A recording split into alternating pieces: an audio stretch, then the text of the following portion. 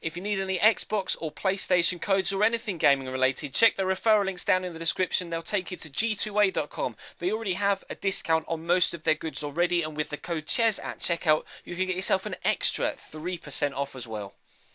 Hey guys, how's it going? Ches back again, and welcome to episode number 34 of the Inter Milan career mode here on FIFA 15. In the last couple of episodes, we decided that we were rather reluctantly going to let Rodrigo Palacio leave the club. As you can see, he's now on the transfer list, and we're going to try and bring in someone to replace him as his stats have started to decline, which is unfortunate considering he was our top goal scorer last season and one of the best players in the squad all told. But I've kind of nailed down one particular player that I think I'd like to bring in as that replacement, and that's Rodrigo. We're also looking to replace Yuto Nagatomo, and I'm thinking about bringing in the hotly rated Matteo Darmian. Obviously, he's been very highly sought after this year at Torino. Last year, all of the attention was on Alessio Cerci and Ciro Immobile at Torino, but this year, it's all been about Matteo Darmian, so we'll try and bring him in if we can. Obviously, Rodrigo, they say they want 40 million for him. I'm not going to pay that, really not going to pay anywhere near that in actual fact, but I'm going to try and, kind of hassle them down, so to speak. Palacio plus 15 million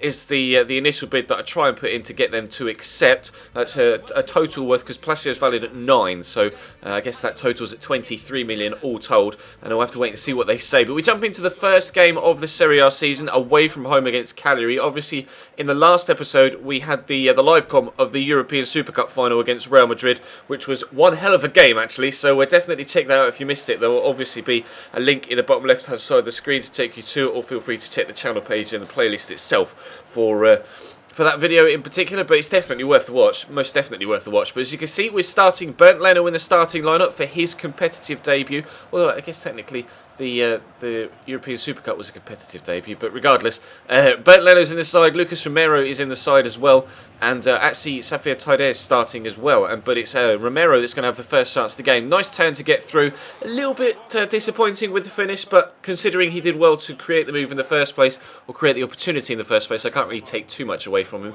But Nagatomo has actually been called upon here in this game. Obviously this game unfortunately was literally 2 days after the European Super Cup, so it was an entirely different 11, or apart from the goalkeeper, that were playing in this one that played in the game yesterday. So it's definitely a heavy rotation side, and this was a true test, even this early on in the season, of how good our quality is in depth, or strength in quality in depth, with this particular squad that we have right now, with all of the new additions we brought into the side. They've still got Victor Ababo. Not really too sure why he hasn't been transferred to Roma, because I'm pretty sure we started this career mode after the January updates, but what a save from Bernd Leno.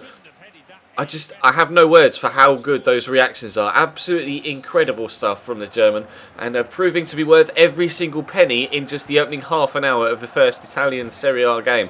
And then they hit the bar from the resulting corner. So Cagliari definitely on top so far after that Romero chance. It was a few chances for them before Paulo Dybala got inside here. Turns inside brilliantly. I was guaranteed to finish, or so I thought, before Bernie comes up with an absolutely brilliant save. We're going to whip the ball in though from the corner. Yuto Nagatomo stands it up. Dybala wins this one, and this time he's not to be denied. A brilliant header, running towards the ball and just kind of helps it on its way, glances it towards the goal, kind of flicks it on towards the back post. It's a brilliant header. Goalkeeper stood absolutely no chance of getting there. But then Bernd Leno was called upon again before the end of the first half to keep them out. Cagliari were actually a very good side, and Bernd Leno was keeping me in this one. And they came close with another header from a corner here. They were very, very dominant from set plays.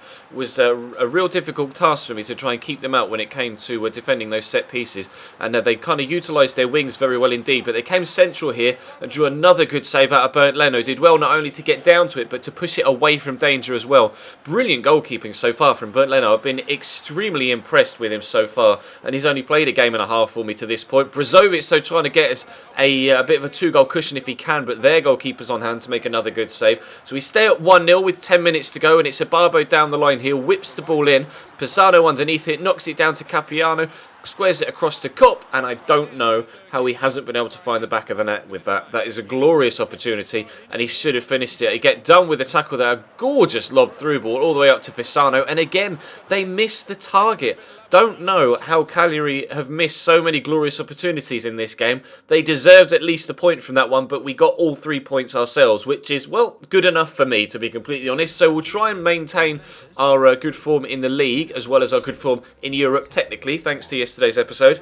And obviously, we'll try and nail down these transfers in the run-up to transfer deadline day. That game was played on the 30th of August, so we are now in transfer deadline day by the time you're seeing these deals. We're trying to offer, obviously, a replacement for Nagatomo here with Damian. I only offered 3 million plus Nagatomo initially because I wasn't too sure how much Damian will have grown to this point in the particular career mode. He does have decent potential, but they rejected the offer of 15 million plus Palacio for Rodrigo Valencia, so I'm going to offer 16.5. I have to be careful though, because I don't want to spend too much money in this deal to end up running out of money for the Damian deal. But they actually accepted the £3 million straight up, so that kind of took me aback a little bit. I thought they'd have tried a little bit harder to try and keep Damian, but regardless, they accept the offer, so I'm more than happy to try and negotiate a deal, try and save a little bit on wages if I can, and only offer him squad rotation player as a squad role, just to make sure that I can keep him happy, because obviously I do play a lot of rotation football with my side. Again though,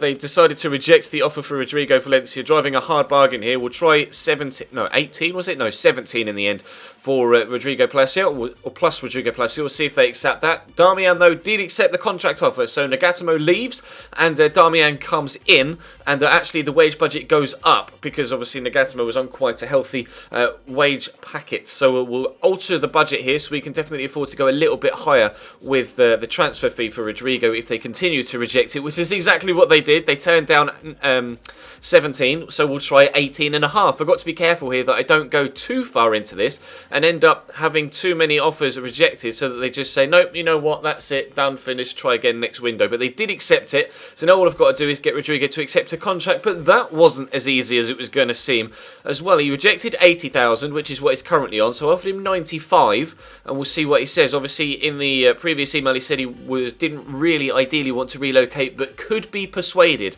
meaning give me some extra money. So I'll try £106,000 a week, see if he'll accept that one. That's £16,000 a week more than he initially asked, and he rejected that as well. So we'll try it again with £110,000 a week. Please, Rodrigo, I need you to sign the contract. I really want you to play for me. You're going to be my number one striker. And finally, he does accept the deal. 18.5 million plus Rodrigo Palacio brings in Rodrigo from Valencia across the border into Spain, from Spain into Italy, into our Inter Milan Serie A lineup, and hopefully he and Mauro Icardi can create quite a good partnership. You can see here the latest deals. The final deal of the transfer window was actually a big one, with Morgan Schneiderlin moving for £18.5 million, I think it was, the same fee that we paid for Rodrigo. And the 3 top deals in the window altogether across Europe, or across the globe, were all involving us. Handanovic leaving to Bayern Munich, and then Gökhan Toure and Rodrigo, that final transfer, coming in, with the 3 largest transfers across the entire globe in this particular transfer window. So we definitely did a lot of stuff in this window, and I'm pleased with the amount of transfers that we've made, and I'm pleased with the quality of the personnel that we brought in. Hopefully you guys are as well, and fingers crossed we can continue to have a decent season so far. We're obviously still in the Europa League, unfortunately, because we didn't quite qualify for the Champions League last time out, but we'll try and do so again at the end of this season. And as you can see, transfer deadline day is over, and there are a few kids here that I'm thinking might be decent.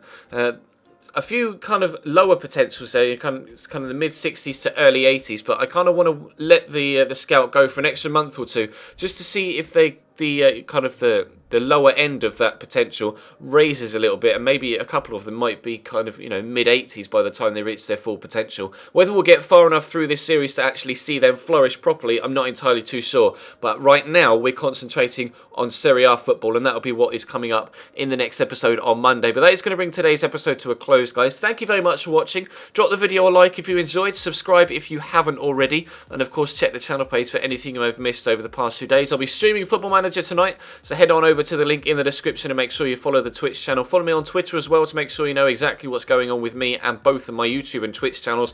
But for now, thank you very much for watching Career Mode Road to Glory later on tonight, and I'll see you next time.